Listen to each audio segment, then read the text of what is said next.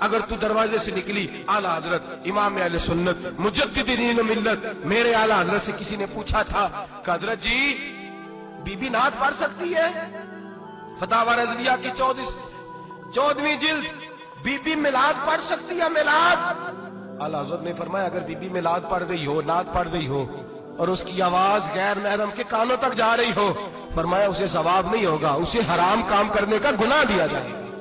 Be be کو منع ہے، وہ نعت کی آواز بھی عورت کا ہی نہیں پڑتا، دین میں تو عورت کی آواز کا بھی پڑتا ہے۔ دین میں تو عورت کی حضرت سیدہ زینب، حضرت فاطمہ کی وہ لخت جگر جو میدان کربلا میں امام حسین برابر کی شریک رہی سیدنا امام حسین کے ساتھ۔ یحییٰ بن معین کہتے ہیں میں 15 سال تک حضرت زینب کا پڑوسی رہا ہوں۔ 15 سال، گھر برابر ہوتا ہے نا، بندہ بی بی دیکھ ہی لیتا ہے۔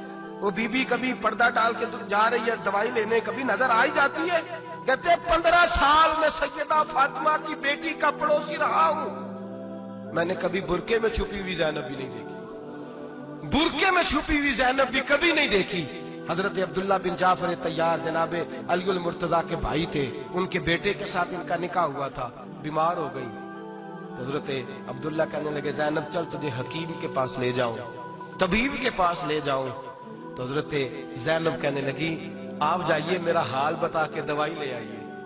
تو حضرت عبداللہ جعفر طیار کہنے لگے شریعت میں گنجائش ہے ڈاکٹر کے پاس جانے، حکیم کے پاس جانے کی گنجائش ہے، تو چلتی کیوں نہیں؟ تو حضرت زینب کہنے لگی شریعت میں گنجائش تو ہے پر عبداللہ میری مجبوری یہ ہے کہ میں فاطمہ کی بیٹی ہوں۔ شریعت میں گنجائش تو ہے پر میری مجبوری یہ ہے کہ میں حسین کی بہن ہوں۔ شریعت میں گنجائش ہے پر میں حسن کی بہن ہوں۔ شریعت میں بڑی گنجائش ہے پر لوگ مجھے محمد عربی کی نواسی کہتے ہیں۔ گنجائش تو ہے پر میں نہیں نہ نکل سکتی، اس لیے کہ جتنا کوئی اپنے آپ کو دین کے قریب جانتا ہے اتنا اس کے پیروں میں شریعت کی زنجیریں زیادہ ہوتی ہیں۔ تو جناب سیدنا عبداللہ کہنے لگے اگر تو پردہ کر گئی، اگر تو چلی گئی، فرمانے لگے یہ تو اللہ کی مشیت ہے، تو دوائی لا دے تاکہ میں کھا لوں، اور اگر میں چلی گئی تو میں اپنی ماں سے جا کے کہوں گی کہ اماں ساری تکلیفیں میں نے چھاتی پہ برداشت کی ہیں پر میں نے تیرے پردے پر آنچ نہیں آنے دی۔ میرے بھائی یہ اسوہ نور ہے، یہ اسوہ حسنہ ہے، یہ ہمیں سکھایا جا رہا ہے۔ میرے حبیب کریم کی بیویوں کا یہ حال تھا، بیویوں کا اپنے گھر کے آنگن میں حضرت عائشہ صدیقہ، حضرت سودا جناب حفصہ اپنے سین میں جب بیٹھتی تھی نا تو دیوار کی طرف منہ کر کے بیٹھتی تھی، دیوار کے ساتھ لگ کے دیوار کی طرف۔ بیبیاں اپنے گھر کے اندر بھی دیوار کی جانب منہ کر کے بیٹھتی تھی۔ لوگ پوچھتی، بیبیاں پوچھتی کہ اپنے گھر میں بھی دیوار کو منہ کرنے کا مطلب؟ کہتی ہو سکتا ہے کچھ چھت پہ چڑھے اچانک نظر پڑے تو ہم چاہتی ہیں پھر بھی ہمارا چہرہ نظر نہ آئے اسے، پھر بھی ہمارا چہرہ نظر، ہم اپنے گھر کے اندر بھی پابند رہتی ہیں کہ ہمارے چہرے نظر نہ آئے۔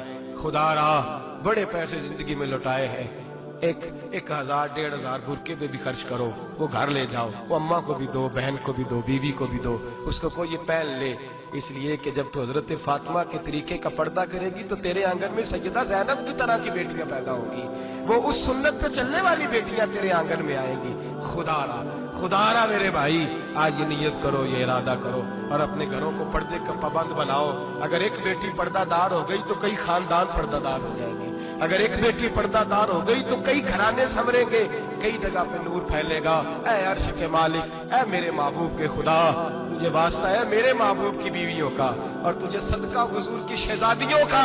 اے اللہ اتنا کرم برسا، اتنی رحمت برسا کہ میرے وطن کی بیٹیاں اور میرے وطن کی مائیں بہنیں بچیاں یہ سمجھ جائیں کہ ہماری نجات صرف حضرت فاطمہ کے برقعے میں ہے، حضرت عائشہ کے پردے میں ہے، سیدہ خدیجہ الکبریٰ کے حجاب میں ہے۔ اللہ کرے یہ سمجھ جائے اور یہ جب بھی سجدہ کریں تجھ سے حیا ہی مانگیں، یہ تجھ سے جب بھی سجدہ کریں یہ تجھ سے اپنے لیے چادر تطہیر اور پردہ تنویر ہی مانگیں۔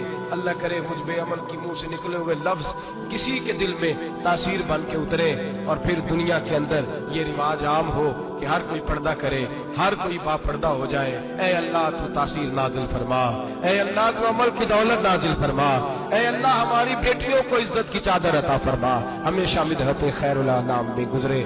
دعا ہے یہ عمر درود و سلام میں گزرے۔ آخر